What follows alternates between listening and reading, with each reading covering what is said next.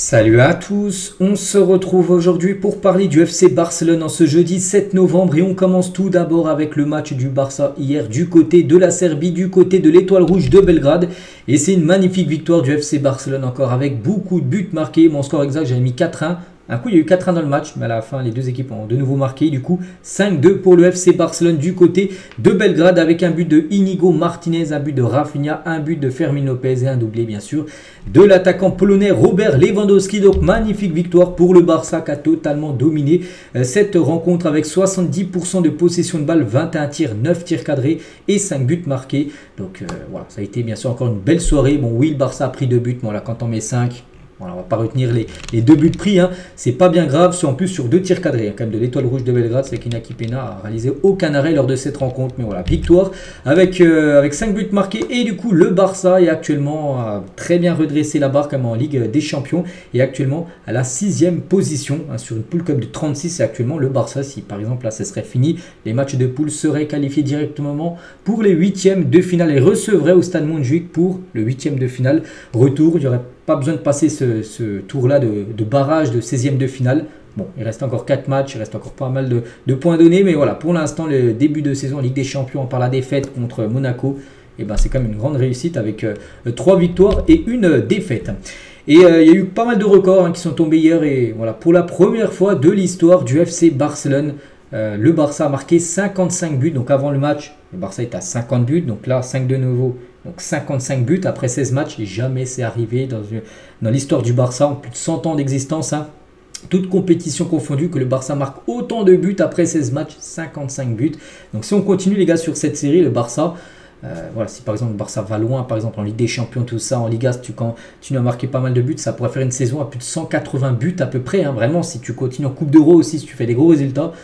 Imaginez les gars, une saison, bon, peut-être 180 j'abuse, mais au moins peut-être 150, parce que rien qu'en Liga, si le Barça continue sur sa série, ce serait 127. Donc si tu rajoutes en Ligue des Champions, tout ça, je pense, oui, en Coupe du Roi, tu peux atteindre les 160, voilà à peu près. Et le Barça peut le faire, hein, quand on voit la puissance offensive qu'a actuellement le FC Barcelone, le Barça peut faire vraiment une saison historique. Après, on espère que tous ces gros résultats seront convertis bien sûr en trophées, parce que c'est bien ça. Le plus important, c'est les trophées bien sûr qui restent, hein. Donc il y a ce record là et un autre record, hein, pour la première fois également de l'histoire du FC Barcelone. Le Barça a inscrit 4 buts ou plus lors de 3 matchs de Ligue des Champions consécutifs. Voilà, donc 5-0 contre les Young Boys de Berne, 4-1 contre le Bayern et 5-2 contre l'Étoile Rouge de Belgrade. Voilà, jamais dans le passé le Barça a enchaîné 3 matchs de LDC en marquant au moins 4 buts, voire plus, hein. Il y a 2 matchs où il y a eu 5 buts marqués. Que dire de plus les gars, tous les voyants actuellement c'est même plus du vert là, c'est notre couleur que le vert, tellement que ça va bien du côté de Barcelone. Et les journaux, bon voilà, voilà, height européen, donc ça veut dire déjà manita européenne, c'est-à-dire voilà, avec les 5 buts marqués. Puis height, c'est-à-dire voilà, en gros tu es très bien classé pour te qualifier tout simplement. Et sur une bonne note, hein, voilà, subidon, je veux dire sur une bonne note, hein, sur Mundo Deportivo avec Fermin Lopez, hein, qui fait la une des 2 journaux que je monte tous les jours. Hansi Flick, maintenant on va parler bien sûr du coach, hein. Qu'est-ce qu'il a pensé de tout ça? Bon, on pense à Hansi Flick content bien sûr, hein. Je suis très content, très heureux et j'apprécie beaucoup ce que nous faisons actuellement, hein. Donc les 3 points sont la chose la plus importante. Pour nous, ce n'est pas facile de gagner à l'extérieur dans cette compétition et nous avons fait une bonne performance, hein. J'ai été très clair, nous devions prendre les points, notre objectif était de gagner et nous avons très bien joué. Les changements n'ont pas changé le scénario du match, hein. Comme ça avait été le cas contre l'Espagnol où on se souvient la deuxième mi-temps n'avait pas été super bonne, un dimanche dernier lors du derby. Là, il y a eu des changements, ça a été la même cadence, hein, bien sûr, un Barça rouleau compresseur. Nous devons garder confiance tout au long de la saison. Ce n'est pas très facile de s'entraîner beaucoup à cause du calendrier, mais la meilleure chose est que l'équipe se crée beaucoup d'occasions et rivalise avec n'importe quelle équipe actuellement. C'est avec le Barça actuellement. On peut regarder tout le monde dans les yeux, hein, même les City, les Real, les Bayern, tiens, que en plus 2 équipes que le Barça a battu récemment. Et ben, c'est vrai qu'actuellement, je vois pas d'équipe qui serait meilleure que le FC Barcelone actuellement. Je pense que le Barça est peut-être la meilleure équipe du monde, hein. Ils aiment le faire et font toujours de bonnes performances, hein. Flick toujours, hein, c'est toujours fantastique de jouer dans ce genre d'environnement où les fans soutiennent leur équipe. Je suis déjà venu ici avec le Bayern à l'époque, hein. L'une des clés était de garder beaucoup de possession pour empêcher l'Étoile Rouge de Belgrade de prendre de l'élan, ce qui a été fait. Grosse possession et tu leur prives le ballon, puis tu crées des occasions, tu marques des buts. Ça a été très dur pour les Serbes. Si j'avais su que Lewandowski avait marqué 99 buts, je ne l'aurais peut-être pas remplacé. C'est que Lewandowski, qu'on parlera après, il a 99 buts actuellement LDC. Il ne savait pas en gros cette stat. Il aurait laissé, bon, peut-être le prochain match contre Brest. Peut-être qu'il atteindra la barre des 100 buts. Lewandowski rejoindra deux joueurs qui ont déjà marqué 100 buts en LDC. Léo Messi et le Portugais Ronaldo. Flick toujours, Koundé est un bon exemple pour toute l'équipe. Il s'améliore beaucoup cette saison. Il a grandi à chaque performance.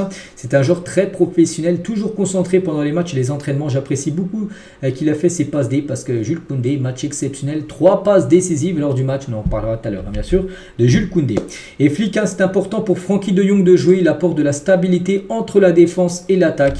Donc, il a parlé aussi de Cubarsí, les gars, parce que Cubarsí, grosse blessure. Ils ont recousu Cubarsí, mais il est jeune. Parce que Cubarsí, en gros, il a reçu un coup de crampon. On peut le voir là au niveau du menton. Regardez, 10 points de suture. En gros, il a eu. Donc voilà, en mode guerrier, il va bien. Il a pu faire une photo pouce levé à la fin du match. Mais voilà, là, c'est un visage de guerrier quand même de Cubarsí. Voilà, on lui souhaite un bon rétablissement, on pense. Je ne sais pas s'il sera disponible. Je pense qu'il pourra jouer quand même voilà, ce week-end lors du prochain match. On va parler maintenant de l'attaque. J'ai dit en tout 55 buts marqués après 16 matchs. Et on va parler du trio, le trio magique, donc les trois là. Donc 16 matchs joués et il y a eu 3. Donc c'est 37 buts sur les 55 buts inscrits en tout dans l'équipe et 21 passes D. C'est des stats quand même monstrueuses. Et sur ces 37 buts, donc Lewandowski en a inscrit pas mal. Donc 19 buts, donc lui 16 matchs et 19 buts pour lui seul. Sur les 55 buts de l'équipe, il en a marqué un tiers, on va dire. Donc 19 buts marqués, 2 passes D. Donc hier, double buteur Robert Lewandowski. Et comme j'ai dit, il y a 99 buts. Donc prochain match contre Brest en Ligue des Champions. Donc peut-être il va atteindre cette barre des 100 buts et rejoindre les deux monstres du foot là au-dessus.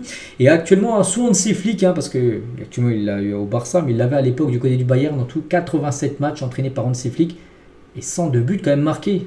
La stat là aussi folle, c'est vrai que des fois quand on voit des stats comme ça on se dit oui c'est normal, non c'est complètement fou les stats de Robert Lewandowski qui a retrouvé son prime qu'il avait à l'époque quand il était au Bayern Munich. Rafinha aussi, donc Rafinha, buteur et passeur D, il a fait une passe D également hier.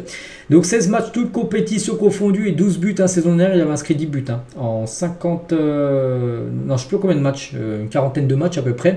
Donc là déjà il a marqué 2 buts de plus la saison dernière, mais en jouant beaucoup de matchs en moins. Et on peut rajouter aussi 11 passes décisives. Donc lui il en a fait des passes D, c'est Jules Koundé, 3 caviar, 3 cadeaux, 3 passes D hier Jules Koundé.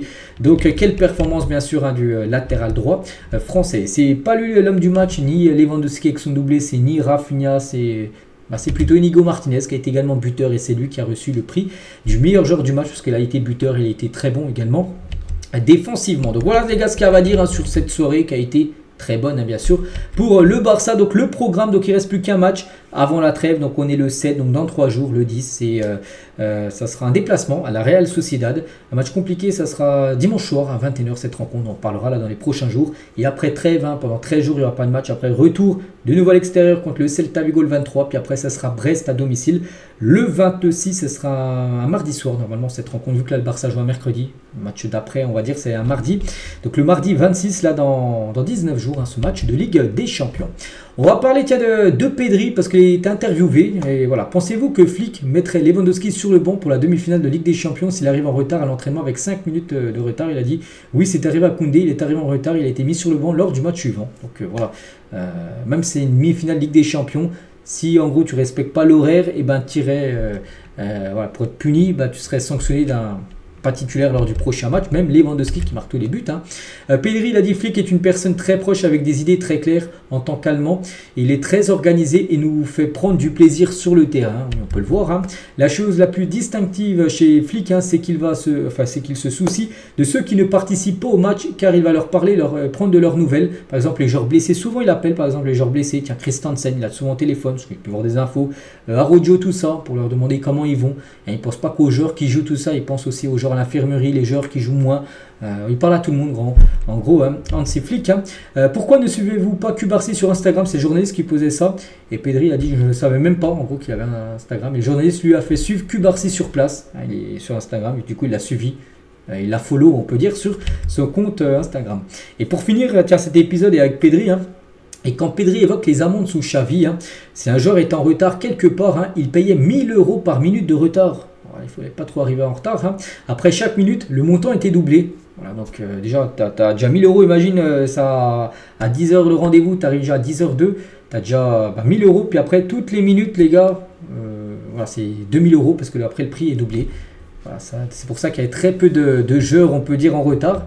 À l'époque, et même actuellement, hein, sur Netflix, c'est à peu près les mêmes. Après, est-ce que c'est le même montant d'amende? Ça, j'en sais rien. Bref, voilà les gars, ce qu'il y a à dire. On finit avec ça aujourd'hui. Donc, j'espère que ça vous a plu. On se retrouve, nous, bien sûr, demain, vendredi. On parlera du prochain match hein, contre la Real Sociedad prévu dimanche soir. Bonne journée à vous et à demain.